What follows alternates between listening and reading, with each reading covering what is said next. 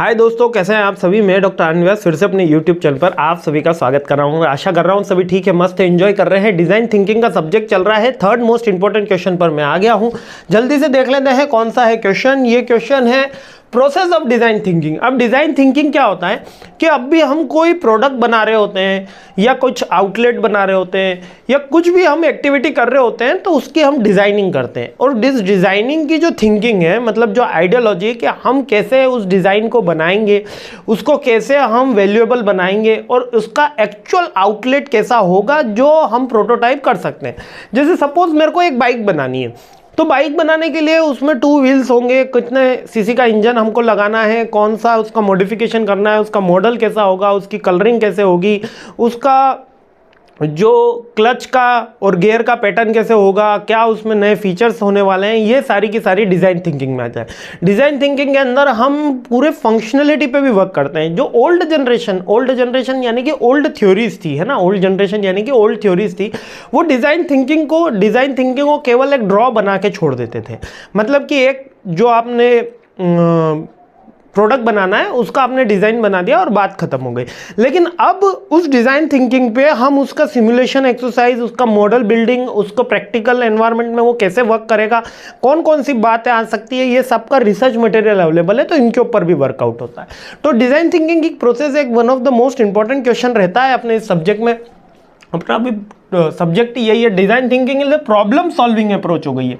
Problem solving approach that encompasses the 3 ही stages होती है: empathy, creativity, prototype to address complex challenges कह सकते हो। अब एम्पैथाइज क्या होता है, एम्फेसाइज क्या होता है? एम्फेसाइज होता है कि जब अपन किसी भी आइडिया को जनरेट कर रहे होते हैं, जब हम किसी भी ब्लूप्रिंट को तैयार कर रहे होते हैं, उसमें जितने भी वेरिएबल्स इंक्लूड होंगे, जैसे कि मैं बाइक बना रहा हूं तो 2 लोग बैठने वाले होने चाहिए। अब बाइक कैसी बन रही है? स्पोर्ट्स बाइक बन रही है या फैमिली के लिए अगर जो क्रूजर टाइप बाइक आती है वो बन रही है, या थोड़ा सा एडवेंचर स्पोर्ट्स और क्रूजर मिक्स करके बन रही है लाइक पल्सर, उसके लिए। तो ये फर्स्ट स्टेज होती है। एम्फेसाइज में हम क्या करते हैं? इन्वॉल्व करते हैं, अंडरस्टैंड करते हैं कि किस लिए हमको इस डिजाइन की जरूरत है, कौन इसका प्रोस्पेक्टिव कस्टमर होने वाला है, किसके प्रॉब्लम को ये सॉल्व करने वाली है और इसका एक्सपीरियंस कैसा होने वाला है यूजर का, उसके बारे में केवल सोच रहे होते हैं। यानी क्रिएटिविटी, इनोवेशन की फर्स्ट स्टेज में एम्फेसाइज किया जाता है कि किन के लिए प्रोडक्ट बनाना है, कितने बजट रेंज में बनाना है, कौन कौन से फीचर्स इनमें इंक्लूड करने हैं, ये एम्फेसाइज की बात हो गई। सेकंड आती है डिफाइन। डिफाइन में हम, जैसे हमने मान लिया कि हमको एक स्पोर्ट्स बाइक बनानी है लाइक पल्सर 180 बनानी है, जो मतलब फैमिली के लिए भी रहे, स्पोर्ट्स के लिए भी रहे, तो उसमें क्या की इशू चैलेंजेस आने वाले हैं, कौन कौन सी डिजाइन ऑलरेडी मार्केट में अवेलेबल है, नई डिजाइन इनमें से कैसे कर सकते हैं, कलर कॉम्बिनेशन क्या होना चाहिए, बजटेड कंट्रोल क्या होता है, अपॉर्चुनिटी क्या है, कंस्ट्रेंट क्या है, इस डिजाइन को बनाने में कितना टाइम लगने वाला है, कितना बजट लगने वाला है, कौन कौन सी चीजें अभी मार्केट में अवेलेबल है और हम नया क्या ऐड ऑन कर सकते हैं, ये डिफाइन करते हैं। पहले एम्फेसाइज में तो हमने केवल क्वेश्चन आइडेंटिफाई करा। डिफाइन में हम उसकी प्रॉब्लम्स और उसके सॉल्यूशन के ऊपर वर्कआउट करते हैं। और थर्ड आइडिएट में हम वो डिज़ाइन एक्चुअल में बना रहे होते हैं। यानी थर्ड स्टेज में हम वो डिज़ाइन बनाते हैं जिससे जो प्रॉब्लम है वो भी आइडेंटिफाई हो और उसके सॉल्यूशन भी आइडेंटिफाई हो, और हमने एक बाइक बनाने की एक प्रोटोटाइप बना दिया जिससे वो बाइक रन होगी। और यहाँ आइडिएट में जब हम वो डिज़ाइन बना रहे हैं तब हम उसका various simulation kind of exercise, क्योंकि आजकल जो डिज़ाइन बनती है वो 3D में भी बनती है, 4D में भी बनती है ना, 3D प्रिंटर्स भी होते हैं, तो उसको हम सिमुलेशन एक्सरसाइज, उसका एवरेज क्या रहेगा वो हम केवल डिजाइन से ही पता कर सकते हैं। जैसे आपने कोई भी कार देखी होगी, स्पोर्ट्स कार देखी होगी, है ना, आपने कोई भी स्पोर्ट्स कार देखी होगी, तो उसके जो पीछे वाले एलॉय व्हील्स होते हैं, यहाँ पर एक इस तरीके का जैक लगा हुआ होता है ना, एक जैक लगा हुआ होता है, जो मतलब यहाँ पर डिक्की के पीछे इस तरीके का लगा हुआ होता है। ये क्यों लगा हुआ होता है? ये केवल एयर की जो क्वालिटी है, एयर को फास्ट स्पीड से करता है, जिससे आपकी गाड़ी जो है वो जमीन से दबी हुई रहती है। नॉर्मल साइंस है उसके अंदर, जमीन से दबी हुई रहती है और वो फास्ट चलती है। जितना अर्थ से अपन ऊपर उठते हैं उतनी अपनी स्पीड कम होगी, ऐसा क्योंकि उसमें आपका फ्रैक्शन बढ़ जाता है।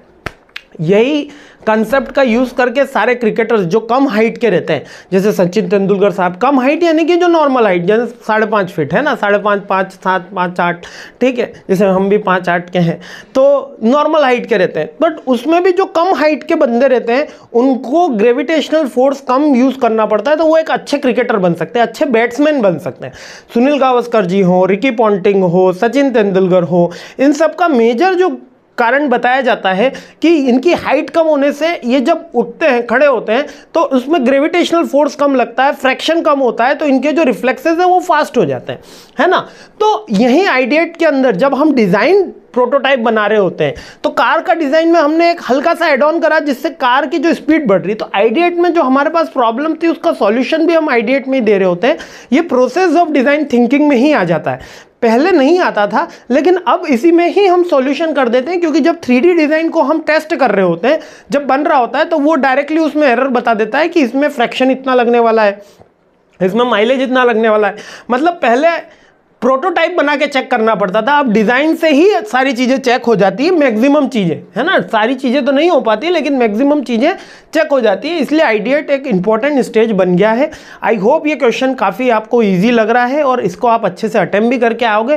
प्रोसेस ऑफ डिजाइन थिंकिंग इतना ही है, थोड़ा एग्जाम्पल के साथ इसको राइट अप करके आना, क्योंकि इस सब्जेक्ट में एग्जाम्पल जितने ज़्यादा अच्छे से लिखोगे नंबर उतने ज़्यादा अच्छे मिलेंगे। तो मस्त रहिए, खुश रहिए, मुस्कुराते रहिए। अगले क्वेश्चन पे हमला बोलते हैं। जय हिंद।